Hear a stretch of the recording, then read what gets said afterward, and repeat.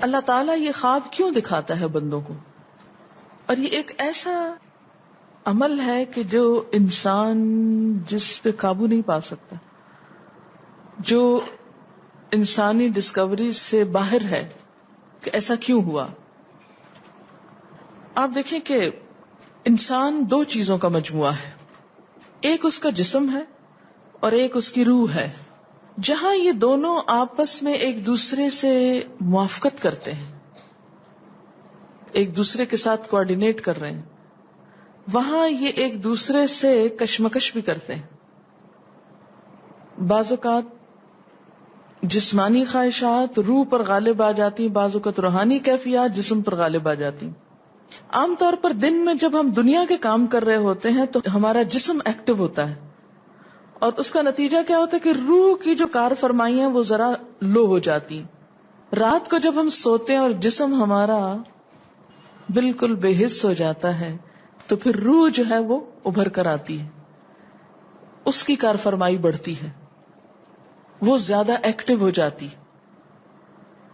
پھر آپ کو قرآن کی وہ آیت بھی یاد ہوگی کہ جس میں اللہ تعالیٰ فرماتے ہیں کہ جب انسان سوتا ہے تو ہم اس کی ایک روح لے لیتے ہیں، جس کو زندگی دینی ہوتی ہے وہ واپس لوٹا دیتے ہیں، ورنہ جو دوسری باقی ہوتی ہے وہ بھی لے لیتے ہیں. اب یہ جو روح نکلتی ہے نا ایک ہمارے جسم سے، تو یوں لگتا ہے کہ جیسے وہ مختلف جگہوں پہ وانڈر کرتی ہے، یعنی گھومتی پھرتی، اور بعض اوقات دور دراز پہنچ کے مثلا کسی مردے سے جا ملاقات کرتی، کیونکہ روح تو ایک لطیف چیز ہے نا. جب ماں کے پیٹ میں بچے کے اندر آتی ہے تو کوئی پتہ نہیں چلتا، جب نکل جاتی تو کوئی پتہ نہیں چلتا. اسی طرح روح دیواروں کے پار بھی چلی جاتی ہے. قرآن پاک میں آتا ہے نا کہ اینما تکونوا یدرککم الموت ولو کنتم فی بروج مشیدہ، یعنی اگر بالکل ساؤنڈ پروف اور ہوا پروف جگہ پر بھی کوئی چیز رکھ دی جائے تو کیا ہوگا؟ روح وہاں سے بھی نکل جائے گی. یعنی روح کے لیے یہ مادی چیزیں رکاوٹ نہیں ہے. اب آپ دیکھیں جو لوگ مر جاتے ہیں بعض اوقات آپ کی ان سے ملاقات ہوتی اور آپ کو یوں لگتا ہے جیسے آپ ان کو چھو کر آئیں، اور ایسا ممکن ہے کہ وہ جو سوتے وقت ایک روح آپ کی نکلی، وہ ٹریول کرتے کرتے اس مقام پہ جا پہنچی جہاں وہ مردہ روح تھی، اور اس نے اس سے جا کر باتیں بھی کی، کچھ میسج بھی لیے، کچھ اور بھی. تو اس سارے کو ہم واضح طور پر نہ جان سکتے ہیں، اس کی حقیقت نہ سمجھ سکتے ہیں، لیکن بعض خوابوں کو انٹرپریٹ کرنے میں یہ چیز آپ کو مدد دے گی کہ ایسا کس طرح پاسبل ہے. آپ اپنے بستر پر لیٹے ہوئے اور روحانی طور پر آپ خواب میں آپ کہیں اور پہنچے ہوئے. بعض اوقات آپ دیکھتے ہیں کہ میت آپ کو کوئی چیز دے رہی ہے، میت رو رہی ہے، میت خوش ہے، آپ اس کو دیکھتے ہیں وہ بڑے باغ میں بیٹھی ہوئی ہے. یہ آپ نے کہاں سے دیکھ لیا؟ آپ تو بستر پہ لیٹے ہوئے تھے. تو وہ جو ایک شعور سوتے وقت نکل جاتا ہے، جسم سے الگ ہو جاتا ہے، وہ ٹریول کر رہا ہوتا ہے ایک طرح سے، اور وہ ایسی جگہوں پر اللہ کے اذن سے ہی پہنچ جاتا ہے اور اس کو وہاں کی معلومات مل جاتی ہیں. اچھا، آپ کو یاد ہوگا وہ قصہ جو شہیدوں کا واقعہ میں نے آپ کو سنایا تھا، عراق میں جو صحابہ کرام کی قبروں میں سے ان کو نکال کر دوسری جگہ پر دفن کیا گیا.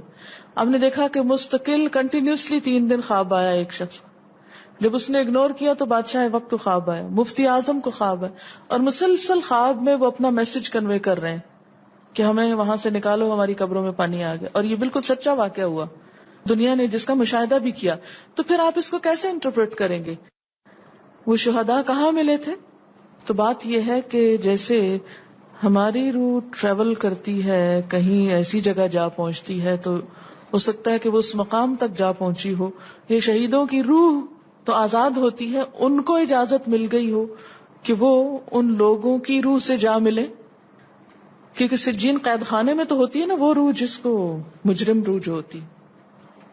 لیکن جو مومن کی روح ہے، خاص طور پہ شہداء کی روح ہے، تو جنت میں کیا کر رہی ہوتی ہے؟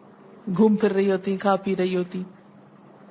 تو یہ بالکل ایک سچ ہے اور حقیقت ہے کہ بسا اوقات انسان خواب میں ایسے لوگوں سے ملاقات کر کے ان کے حالات کو جان لیتا ہے کہ ان پہ کیا گزر رہی.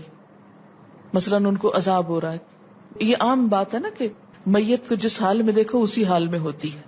یعنی اگر خواب میں دیکھیں کسی نے اپنے والدین کو دیکھا کہ وہ بہت رو رہے ہیں فوت ہونے کے بعد، تو کیا کرنا چاہیے؟ ان کی طرف سے صدقہ دعا کرنی چاہیے. یہ بھی اللہ کی ایک رحمت ہوتی ہے کہ ان کو موقع دے دیا جاتا ہے کہ وہ اپنا میسج کنوے کر دیں. ایک طرح سے وہ اس کے دل کی بات نہیں ہوتی، الا یہ کہ آپ کسی انسان کے بارے میں بہت برا گمان رکھتے ہیں اور آپ اسے دیکھتے ہیں کہ وہ رو رہا ہے یا کچھ، لیکن کئی اور لوگ دیکھتے ہیں کہ وہ ہنس رہا ہے، کھیل رہا ہے. تو اس کا مطلب یہ ہے کہ پھر آپ ان دو کا کنٹراڈکشن کیسے دور کریں گے؟ تو پھر آپ یہ دیکھیں گے کہ جس نے خواب دیکھا اس کا اپنا نظریہ اس شخص کے بارے میں کیا تھا، کیونکہ اس کی اپنی بدگمانی تو نہیں اندر چھپی ہوئی تھی کہ جو سوتے وقت اوپر ابھر آئی اور اس نے وہ روپ اس طرح کا دکھا دیا. پھر وہ حدیث نفس میں آ جائے گی، دل کی بات میں وہ چیز آ جائے گی. ٹھیک. تو نبوت کا جیسے انبیاء علیہ السلام کو کچھ غیب کی خبریں دے دی جاتی تھی، اسی طرح عام انسانوں کو خواب کے ذریعے کچھ غیب کی خبریں دے دی جاتی ہیں. لیکن کسی بھی خواب کے سچا ہونے کی آپ کوئی دلیل نہیں رکھتے. ایز سچ واضح بات یہ نہیں کہہ سکتے کہ میں نے جو خواب دیکھا وہ بالکل سچ ہو جائے گا، یہ آپ دعویٰ نہیں کر سکتے. نبوت کا تو دعویٰ کیا جا سکتا ہے، لیکن آپ اپنے خواب کا دعویٰ نہیں کر سکتے کہ میں نے جو دیکھا ہے وہ بالکل سچ دیکھا. ہو سکتا ہے آپ کو شیطان نے ڈرایا ہو سکتا ہے کہ آپ کے اپنے دل کی سوچیں اور خیالات اس میں آ رہے ہوں. اور خصوصاً اس وقت جب دو متضاد آپ کو خبریں ملیں. مثلاً ایک شخص آپ کے پاس آتا ہے، وہ کہتا ہے کہ میں نے آپ کے بارے میں بہت اچھا خواب دیکھا. دوسرا آتا ہے کہتا ہے کہ میں نے آپ کو اچھے حال میں نہیں دیکھا. اب یہ فرق کس چیز کا ہو گیا؟ اس کے اپنے گمان کا فرق ہے. ایک آپ کے بارے میں گمان اچھا رکھتا ہے، وہ آپ کو اچھا دیکھنا چاہتا ہے لہذا وہ آپ کو اچھا دیکھ رہا ہے، اور دوسرا آپ سے حسد رکھتا ہے اور وہ آپ کو ہر قیمت پہ ختم ہوتے دیکھنا چاہتا ہے. وہ ویسے تو مار نہیں سکتا آپ کو، لہذا خواب میں مار لیتا ہے اور خواب میں آپ کا حال برا دیکھ لیتا ہے. تو وہ خواب دراصل کیا ہوتا ہے؟ اس کی اپنے نفس کی بات ہوتی ہے. اسی طرح بعض لوگ جو جھوٹ سے بچتے ہیں، دھوکے سے بچتے ہیں، جن کے اندر منافقت نہیں ہوتی، جن کے دل بالکل صاف ہوتے ہیں، ان کو بھی بعض اوقات ایسے خواب آتے ہیں کہ جو بالکل واضح حقیقت ایک طرح سے نظر آ جاتی. لیکن کوئی شخص یہ خود سے دعویٰ نہیں کر سکتا کہ جو میں نے دیکھا ہے وہ میرے دل کی بات نہیں اور وہ بالکل بڑی سچائی ہے، جب تک کہ وہ چیز عملاً سامنے نہ آ جائے. آپ صلی اللہ علیہ وسلم نے فرمایا اچھا خواب اللہ کی طرف سے ہے اور برا شیطان کی طرف سے. یعنی اگر آپ کسی کو برا دیکھ رہے ہیں یا کسی کی برائی دیکھ رہے ہیں تو وہ دراصل کیا ہے؟ شیطان ہے آپ کے اندر، جو آپ کو اس شخص کے خلاف یا کسی خاص واقعے کے خلاف بھڑکا رہا ہے، اور آپ اپنی تسلی کر لیتے ہیں خواب کے ذریعے. فرمایا پس جب کوئی شخص پسندیدہ خواب دیکھے تو اسے صرف اس شخص سے بیان کرے جس سے محبت اور اعتقاد ہے. یہ میرا مشورہ نہیں، نبی صلی اللہ علیہ وسلم کا ہے آپ سب کے لیے. بخاری اور مسلم کی روایت ہے کہ جب کوئی اچھا خواب آپ دیکھیں تو کیا کریں؟ اس کو بتائیں جس سے آپ محبت رکھتے ہو، وہ آپ سے بھی رکھتا ہو اور جس پر آپ کا اعتماد ہو. جیسے حضرت یعقوب علیہ السلام نے کیا کہا تھا بیٹے کو کہ مجھے تو بتا دیا، بھائیوں کا نہیں بتانا.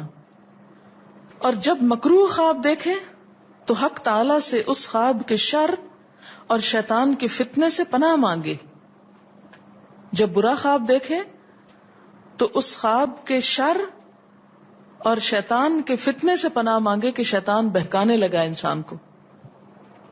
اچھا آپ دیکھیں کہ بعض اوقات یہ ہوتا ہے کہ جسے ہمارا کسی سے اختلاف ہوا ہے، عقیدے میں، گھر کے جھگڑے میں، کسی ذاتی اس میں، تو ہم کمزور ہوتے ہیں، مجبور ہوتے ہیں، اس کو کچھ کہہ نہیں سکتے. تو پھر ہم بعض اوقات اپنی تسکین کیسے کرتے ہیں؟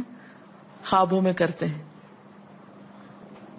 مثلاً ایک لڑکا کسی سے شادی کرنا چاہتا ہے اور وہ کر نہیں پاتا، اس کو وہ رشتہ مل نہیں رہا، تو وہ خواب میں دیکھتا ہے کہ اس کی شادی اس سے ہو گئی ہے، اس لڑکی سے. تو بعض خوابوں کی نوعیت بس صرف اتنی ہوتی، اس سے زیادہ اس کی حقیقت نہیں ہوتی. اچھا بعض اوقات جیسے کسی سے ضد ہے، عداوت ہے، دشمنی ہے آپ کی،